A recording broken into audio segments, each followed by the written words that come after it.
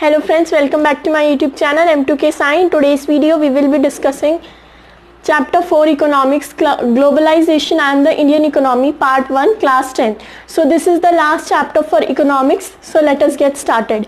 This chapter mostly discusses about globalization, and international trade is what globalization stands for, and the work of globalization is carried by or done by the MNCs. MNC stands for multinational corporations. So now we will be understanding that what is multinational corporations, how do they work, and what are the various aspects that they need to work. So production across countries, this is the first subheading that is given in our textbook. The function is performed by MNCs.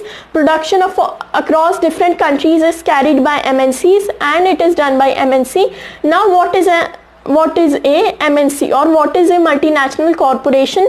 The definition is given in your textbook on page number 56. You can highlight it over here, and it can also be a question for 1 mark or sometimes more.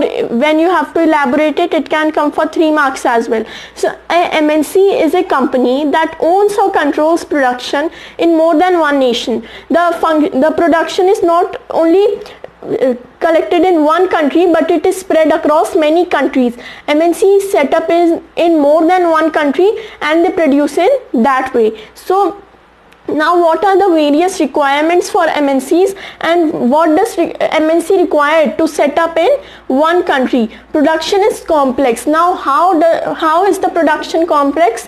Because like packaging is done in another country, then communication is done in some other country, raw material is coming from another country, and this is a very complex process, a jumbled process. That is why production in an MNC, production in a MNC is very complex and jumbled. Now interlinking production across countries. The production is interlinked, as we talked about that it is complex. It is also interlinked. In India, mostly MNC search for good skilled laborers and good skilled persons, because India has a lot of educated population. They want persons for call centers, etc. So MNCs prefer India in that way. Now what MNC is a very complex, MNC produces in a very complex way. And what is foreign investment? Now let us understand about foreign investments. So all the investments done by the MNC is known as foreign investment. Let it be land or settlement of factory, construction of factory, all this is known as foreign investment. And foreign investment is done to achieve good goals and to gain more profit by the MNC. It is given on page number 57 and the word foreign investment is even highlighted in your textbook. Now let us study that what does MNC look for to set up a factory in a country. MNC wants the factory to be close to the markets. If the MNC is close to them, if the factory is close to the market, then the transport cost would be reduced. That is why they will gain more profit, because if the cost is being reduced, definitely they will earn more. Then they require cheap labor, that too skilled and unskilled both. For laborious work like lifting something or lifting anything, they need unskilled labor, which is even cheaper. And for skilled works like working of the machines or call center jobs, etc., they need skilled laborers. So they want cheap skilled as well as unskilled laborers. And they even want government policies. They want that the area which they are choosing, the government is also helping them and reducing or giving them some freedom to so that they can do all the work through their own wish, and they even get some good government policies so that they even earn more and more profit. Now let us look at the other part of the chapter, and we will be discussing about a case. So now let us move to the other part of the chapter. Now how is MNC helpful to the local companies? Yes, MNC is even helpful to the local companies. The answer is starting from page number 57, and it is over here under the heading interlinking production across countries. So the benefit to the local companies of such joint production. Joint production means when local companies are connecting with, joining with the MNC for the production. It is known as joint production, and the benefit is twofold. The local company is also getting benefit, and the MNC is also getting benefit. First benefit, this can also be a question that, as we wrote over here, that how is MNC helpful to the local companies, and how is this joint production or joint investment helpful to both MNC and local companies. So first is that MNCs can provide money for additional investments, for buying new machines. Local companies do not have that much earning, and they do not have that much money in their hands so that they can buy big machines, they can invest in big properties. So MNCs help them in doing that, or they help them to buy new machineries, new land, to increase the infrastructure, etc. Then secondly, MNCs might bring with them the latest technology of production. MNCs do foreign investment, they travel a long way, and they travel from one country to the another, and that is why they can bring new technology which can be more beneficial for the production. Now sometimes what MNC does is, MNC buys the local company. If a local company has a branded name and is very good, then what MNC will do, MNC will buy the company. And if you know that MNCs control all the production, and large MNCs in developed countries like USA, all the west side countries, in large MNCs in developed countries place order for production with small producers. This is the third way. What do? They produce with the help of small producers, like all the rural people mostly, and all the small companies. What do? They produce, and then they send that to the MNC, and they just label the thing with their own name and then sell to the market.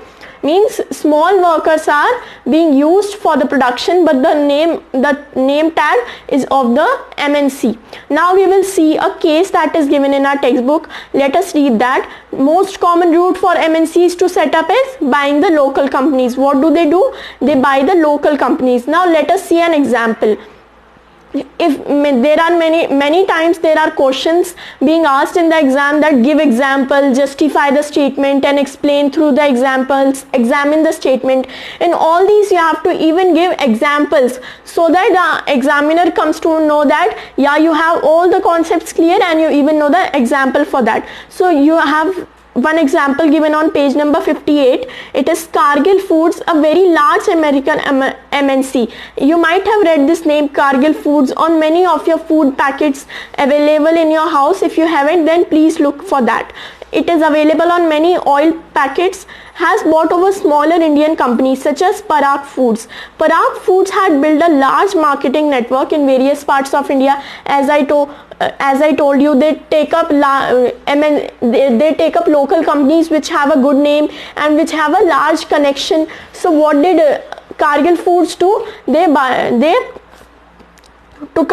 bought over the smaller Indian companies like Parag Foods marketing network in various parts of India, where its brand was well reputed. Yes, the brand is well known and it has a good name in the market as well. Also, Parag Foods had 4 oil refineries, and it even had good factories and 4 oil refineries whose control has now shifted to Cargill.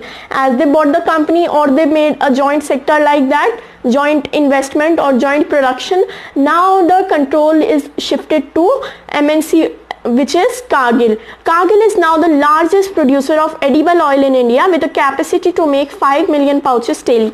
See, MNCs are developing very much when they are connecting with the local companies or when they are buying the local companies. So this was all about the MNCs and how do they set up their production with the local companies. How are MNCs spreading their production? This can even be a question for 3 marks or even 5 marks if they are asking with the help of an example. If they are not even asking, give it with the help of an example, you should give the example for that. Now, how is MNC spreading their production? This is the question that I told you. It can come for 5 marks or even 3 marks. Now, what is foreign trade? Foreign trade is nothing but trading among 2 different countries or trading beyond the boundary of our countries. This heading is given on page number 59. And about that is again one example of Ford Motors. You can also go through that. It is given in the purple box, please go through the examples given in your textbook. That will be very beneficial. So now foreign trade and integration of market. Now what is integration? Connection between various markets. Foreign trade creates an opportunity. Again one question, that how is foreign trade beneficial for the producers and consumers? This was even a question of 2020 paper, not in the same way as I am telling, but a little shifted question related to producers and consumers. So how is it beneficial to the producers and how is it beneficial to the consumers? First of all, we will look at the producers aspect.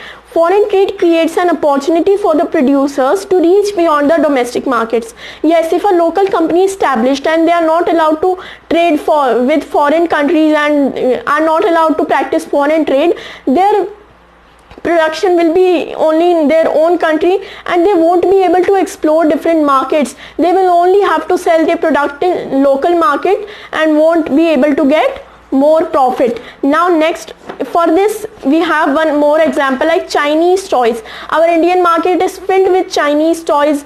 Most of the products are made in China, and this has made China a very growing country because India is one of the highest importer of Chinese toys, right? In general, with the opening of trade, with foreign trades, goods from one market travel to another market, means consumers, means us who buy the products from the market, they have a wide variety, they have various choices, and producers have to increase their quality and even they have to decrease the price, because if the consumer is getting a good product of good quality from a foreign company at low rate, they will definitely buy this. Now what will the local bodies or the producers do? They will start producing more products, better products in less amount. So this is the benefit to the consumers as well as producers. This can be a very important question, that how is foreign trade important to consumers as well as producers. So this was all about our first video for chapter 4, economics, globalization and the Indian economy. Let's meet in our next video. Thank you for watching this video and do subscribe my channel. Thank you.